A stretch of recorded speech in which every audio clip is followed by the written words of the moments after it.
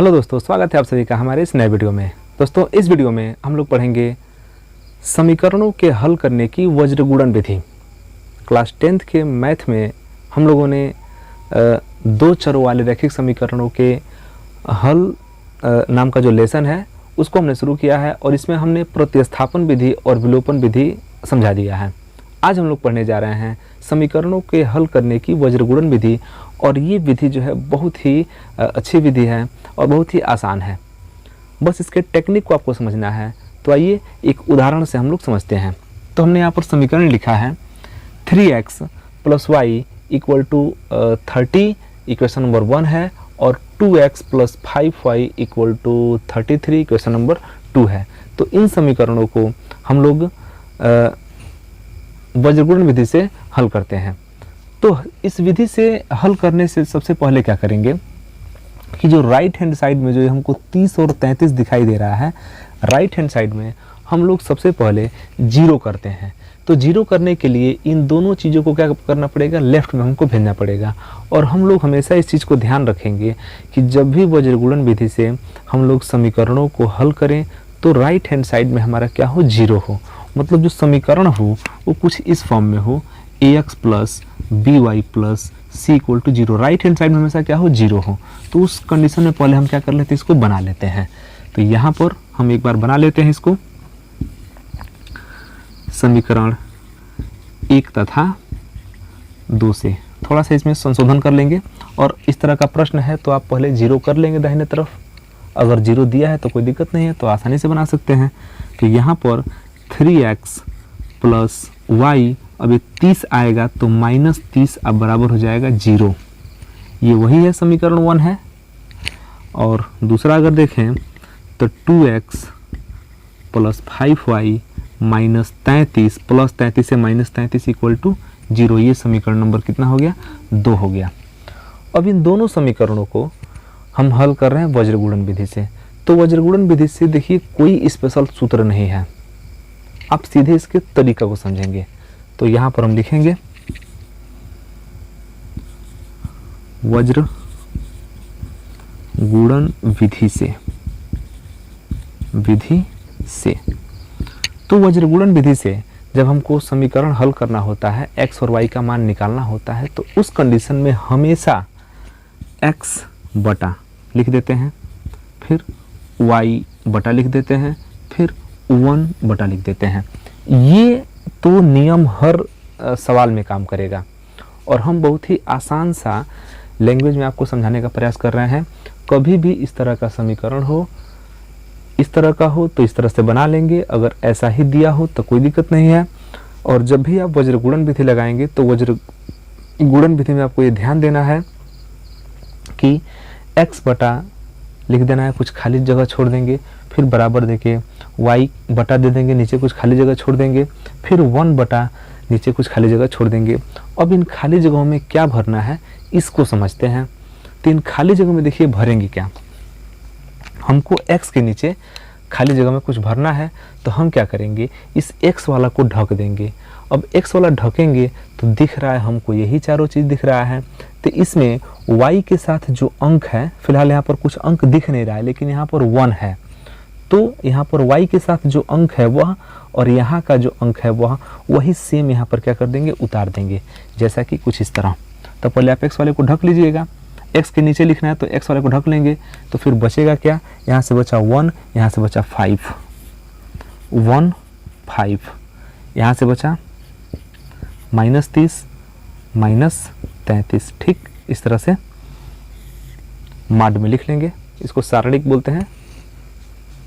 फिर y के नीचे लिखना है, तो y के नीचे लिखना है तो अब हम y को ढकेंगे। किसको ढकेंगे, y को ढकेंगे। लेकिन एक चीज़ थोड़ा ध्यान देंगे, y को ढकना तो है लेकिन लिखेंगे क्या, जो बचेगा वही लिखेंगे। तो यहाँ से बच रहा है 32 और यहाँ से बच रहा है -30 -33।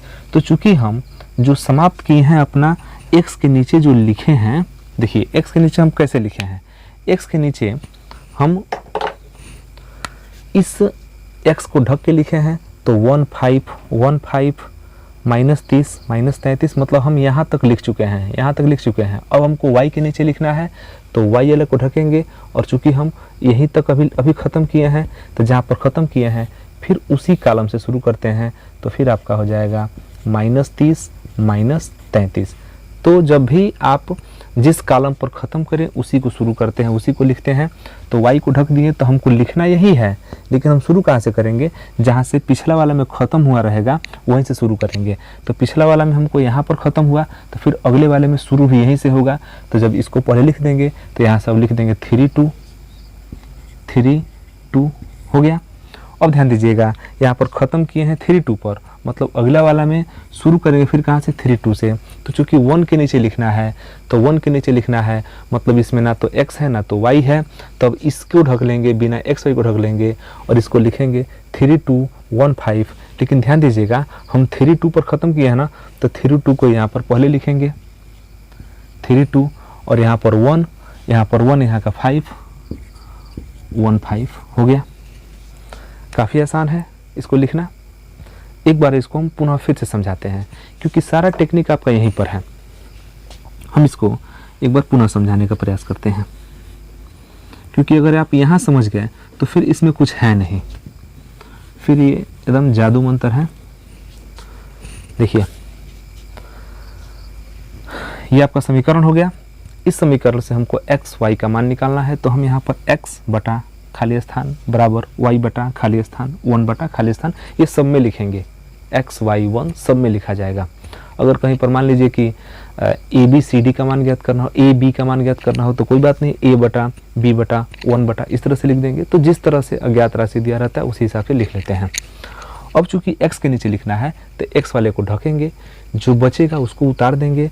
तो यहाँ से क्या बच रहा है, y के साथ अंक 1 बच रहा है, y के साथ अंक 5 बच रहा है, यहाँ पर बच रहा है -30, यहाँ बच रहा है -33। अब ध्यान देना -30 33 हमारा समाप्त हुआ है यहाँ पर समाप्त हुआ है। अब अगले लाइन में जो अगले बार में लिखा जाएगा y के नीचे, वो शुरू इसी कॉलम से होगा। तो y के नीचे लिखना है तो y को ढक देंगे और जो बच रहा है उसी को लिख देते हैं। तो लिखने के लिए शुरू यहीं से करेंगे, -30 -33। अब बच रहा है इधर क्या 3 2, देखिए 3 2 बच रहा है, 3 2 लिख देंगे। अब ध्यान दीजिएगा 3 2 तक हम लोग आ गए हैं, 3 2 तक आ गए हैं। अब हमको 1 के नीचे लिखना है, तो एक बार हमने x को ढका, एक बार y को ढका, एक बार इसको ढक लेते हैं। और आए थे हम 3 2 पर, मतलब यहाँ 3 2 तक हम लोग लिख दिए थे, तो फिर अगले वाले में 3 2 से ही शुरू करेंगे। ध्यान दीजिएगा इस x में समाप्त हो रहा है -30 -33 पर, तो y वाला शुरू हो रहा है -30 -33 पर, y वाला समाप्त हो रहा है 3 2 पर, तो 1 वाला शुरू हो रहा है 3 2 से। ये सिमिलरिटी आप में होना चाहिए। उसके बाद 3 2 तो हो गया, अब 1 5 लिखा जाएगा, 1 5। तो जहाँ से शुरू हुआ वहीं पर क्या हो गया, ख़त्म हो गया। ये आपको ध्यान देना है। और जब इतना कर लिए तो भैया इसमें कुछ है नहीं, अब ये हो गया एकदम मक्खन। देखिए x बाई इसमें क्या करते हैं कि पहले इसको इसकी गुणा करते हैं, यह वाला क्रॉस गुणा होगा, ध्यान दीजिएगा क्रॉस गुणा होगा। तो 1 में 33 का गुणा करेंगे तो ये हो जाएगा -33, ठीक, -33। यहाँ का जब गुणनफल कर लेते हैं वो माइनस में आया प्लस में आया, कोई दिक्कत नहीं है, पहले गुणा करते हैं। तो यहाँ पर जब हम गुणा कर लिए तो आ गया -33। अब एक माइनस का चिन्ह लगाते हैं, किसका चिन्ह लगेगा, माइनस का। फिर इसके गुणा को लिखते हैं, तो 30 बचे 150 -150। हमेशा इसके गुणा को इसको क्या कर देंगे, घटा देंगे, माने इसमें से इसको घटाएंगे। तो हमने पहले इस गुणा को लिख दिया, फिर इस गुणा को लिख दिया और घटा दिया, घटाव का चिन्ह लगा देना है, हमेशा घटाव का चिन्ह लगाना है, बराबर। अब y बटा नीचे लिखना चाहेंगे, तो हमने बताया कि इसी गुणा करेंगे, तो 30 दूना 60, हमने गुणा लिख दिया -60। फिर इसको गुणा करेंगे तो 33 दिया 99, हमने इसके गुणा को भी लिख दिया। और क्या करना होता है, घटाना होता है, यही तो मेन चीज़ है, घटाना होता है। उसके बाद अब इधर लिखना है 1 के नीचे तो कोई दिक्कत नहीं है, 1 बाई लिख दीजिए, 1 बाई गुणा कीजिए, 3 पचे हम 15 लिख दिए यहाँ पर, 5 3 15 और 2 एकने 2 लिख दिया गया, बीच में घटाव का चिन्ह लग गया, कहीं कोई दिक्कत नहीं है। पहले इसको गुणा कर लेना है और उसमें से घटा देना है, इस वाले गुणा को घटा दिया गया। अब लिखिए x by -33 minus minus plus 150 equal to y बटा -60 minus minus plus 99 equal to 1 by 15 में से 2 गया तो 13। एक बार और इसको लिखते हैं x बटा, अब 150 में से 33 घटेगा तो 150 में से 33 घटेगा, क्योंकि देखिए 150 प्लस में है, 33 माइनस में है, तो एक प्लस और एक माइनस होता है तो घट जाता है, तो 150 में से 33 घटेगा तो 117 प्लस में बचेगा। और इधर y बटा देखें तो 99 है और इधर 60 है, तो ये 39 हो जाएगा, प्लस में 39 बचेगा और इधर हो गया 1/13। अब हम लोग का क्वेश्चन एकदम बन चुका है, इसमें कहीं कोई खास टेक्निक नहीं है, जो टेक्निक था वो यहीं पर था, इस चीज़ को समझना है। अब क्या करेंगे कि एक बार x को, चूँकि तीनों बराबर ही है तो x को एक बार 1/13 बराबर दिखा देंगे, एक बार y को 1/13 के बराबर दिखा देंगे, उत्तर बन गया। तो यहाँ पर लिख देंगे तुलना करने पर x बटे 117 इक्वल टू 1/13, तो x इक्वल टू 117 को भेज देते हैं उधर, तो 1/13 है और गुणा 117 हो जाएगा, तो 13 9 117 हो जाएगा। तो x इक्वल टू मिल गया 9 एकम 9, x का मान आ गया कितना 9। सेम काम यही करेंगे y वाले के साथ, तो y बटा 39 है, अब बराबर कर देंगे 1/13 के, 39 को भेज देंगे उधर, तो y इक्वल टू 1/13 और गुणा 39, 13 कने 13, 13 तिया 39, 3 कने 3, y बराबर 3 आ गया। तो x का मान आ गया 9 और y का मान आ गया 3। अब एक बार इन मानों को इन समीकरणों में रख कर थोड़ा सा चेक कर लेते हैं कि हम लोग का जो उत्तर आया है सही आया कि नहीं आया है। देखिए x का मान रखेंगे 9, तो 9 रखेंगे तो 9 3 हो जाएगा 27 प्लस y का मान 3, तो 27 और 3 30, ये फैक्ट हो गया। यहाँ देखिए x के बदले में रखेंगे 9, तो 9 दूना 18, y के बदले में रखेंगे 3, तो 5 तिहाई 15, 18 15 33 होता ही है। तो ये जो क्वेश्चन था हम लोग का क्या है सही है, x का मान 9 आ जाएगा, y का मान 3 आ जाएगा। तो आप इसका स्क्रीनशॉट ले लीजिए। अब देखते हैं अगले प्रश्न को। तो हमारा अगला प्रश्न है 5x + 7y - 31 = 0 और 7x - 9y + 13 = 0। तो ये दो समीकरण है। अब इन दोनों समीकरणों को हल करना है। यहाँ पर हम देख रहे हैं कि राइट हैंड साइड में खुद ब खुद क्या दे दिया है, 0 दे दिया है, तो हमको यहाँ पर कुछ करने की ज़रूरत नहीं है। सीधे हम क्या लगाते हैं, वज्र गुणन विधि लगाते हैं। तो इस क्वेश्चन को सॉल्व करते हैं वज्र गुणन विधि से। वज्र गुणन विधि से तो अभी हमने बताया, एकदम स्लो मोशन में हमने बताया कि कैसे कैसे क्या करना है। पहले x बटा लिखना है, फिर y बटा लिखना है, फिर z 1 बटा लिखना है। तो हम भी लिख देते हैं यहाँ पर x बटा खाली, y बटा खाली, 1 बटा खाली, क्योंकि मेन चीज़ यही समझना है। अब x के नीचे लिखना है तो x वाले को ढक देंगे, जो बच गया उसको उतार देंगे।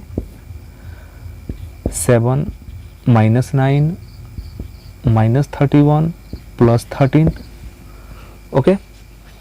7 - 9 - 31 13। अब ध्यान दीजिएगा -31 13 पर ख़त्म हुआ है, तो अगला वाला शुरू भी यहीं से होगा -31 13। देखिए कैसे, क्योंकि हम y के नीचे लिखने जा रहे हैं तो हम y लोग को ढकेंगे, तो दिखने के लिए यही ना दिख रहा है दोनों।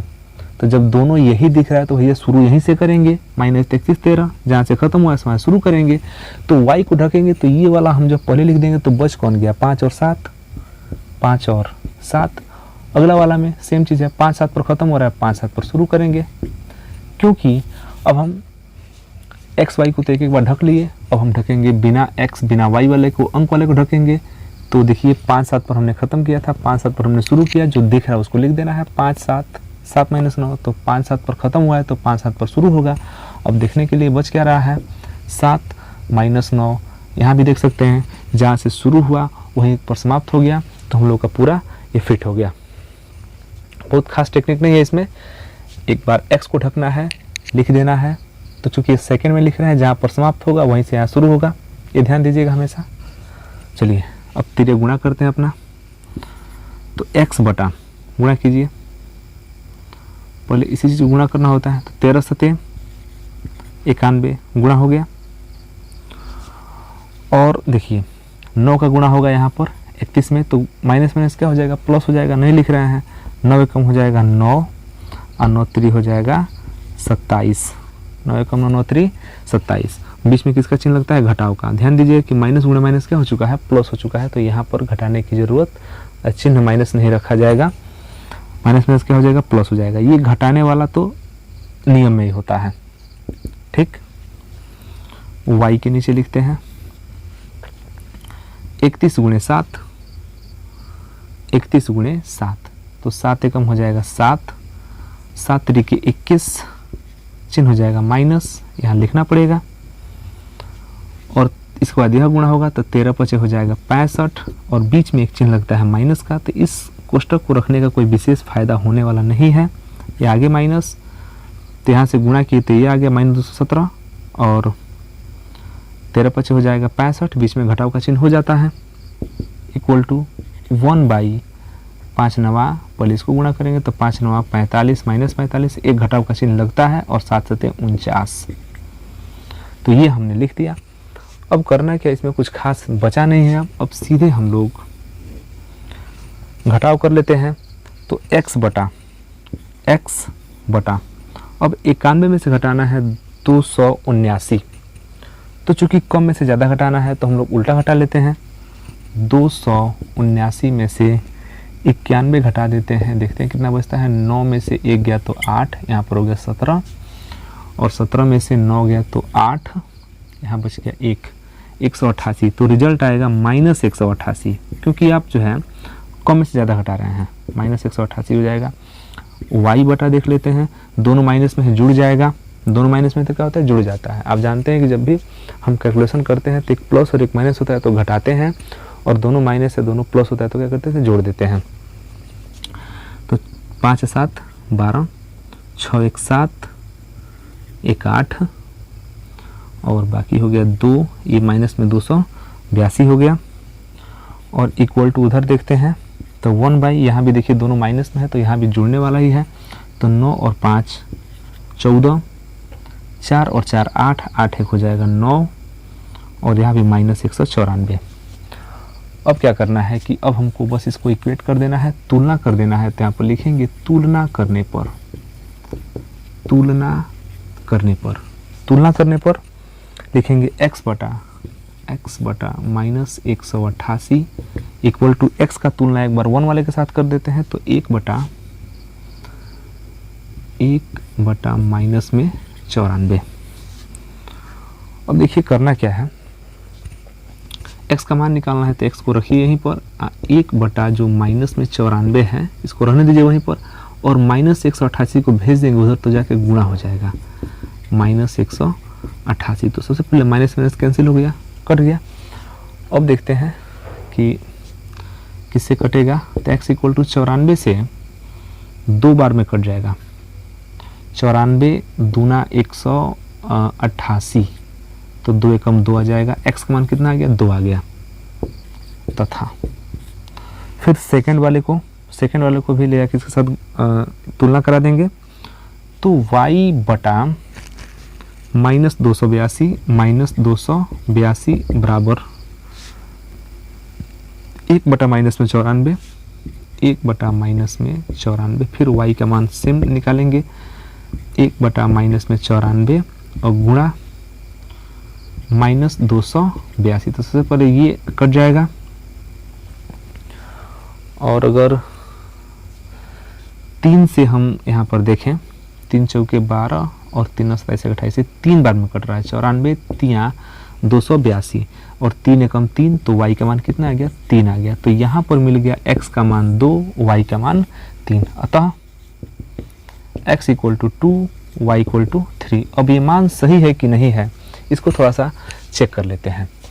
तो यह चेक करने के लिए x के बदले में 2, तो ध्यान दीजिएगा 5 दूना 10, 5 दूना 10, y का मान 3, तो y का मान 3, तो 7 तिरिके 21 अब माइनस में है 31, तो आप जानते हैं 21 और 10 31 और 31 में से 31 घटेगा तो क्या हो जाएगा 0। तो ये हम लोग का सही हो गया। सेकेंड वाले में रखकर चेक करते हैं, तो x के बदले में 2 रखेंगे तो 7 दूना हो जाएगा 14 माइनस y के बदले में 3 रखेंगे तो 9 3 हो जाएगा 27 और प्लस है 13, 13 14 27 में 27 घट गया तो क्या आ गया 0 आ गया। तो ये क्वेश्चन में हम लोग का क्या है सही है। तो इस वीडियो में हम लोग केवल 2 क्वेश्चन को ही देखेंगे, वीडियो लंबा ना हो इसलिए इस वीडियो को हम यहीं पर समाप्त कर रहे हैं। इसके बाकी जो प्रश्न हैं उसको हम अगले वीडियो में सॉल्व कर देंगे। तो फिर मिलते हैं अगले वीडियो में इसी प्रश्नावली के साथ। तब तक के लिए धन्यवाद। जय हिंद।